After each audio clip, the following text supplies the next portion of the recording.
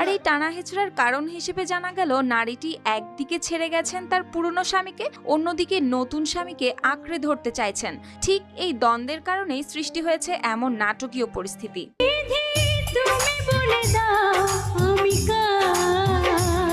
Police জানায় ফরিদপুরের কানাইপুরের বিকাশ অধিকারীর সঙ্গে দীর্ঘ ৩৬ বছরের দাম্পত্য জীবন কাটিয়েছেন সীমা। তাদের একটি ছেলে ও মেয়ে সন্তানও রয়েছে। তবে সংসারে নাকি ছিল না কোনো শান্তি। সীমার অভিযোগ, তার প্রাক্তন স্বামী তাকে নির্যাতন করতেন মানসিক এমনকি শারীরিকভাবেও। তাই একসময় তিনি সিদ্ধান্ত নেন সংসার ছাড়ার। ঠিক সেই সময় তার জীবনে আসেন ফরিদপুর সদরের পলাশকুণ্ডু। ৩ বছরের সম্পর্কের পর সীমা বিয়ে করেন তাকে। তারপর স্বামীর সঙ্গে চলে যান ভারতে। কিন্তু সোমবার রাতে সীমা আর পলাশ যশোরের এক হোটেলে ওঠেন। খবর পেয়ে সেখানেই হাজির হন প্রথম স্বামী বিকাশ। আর তখন থেকেই শুরু হয় দফায় দফায় টানা হেঁচড়া, যা শেষমেশ করায়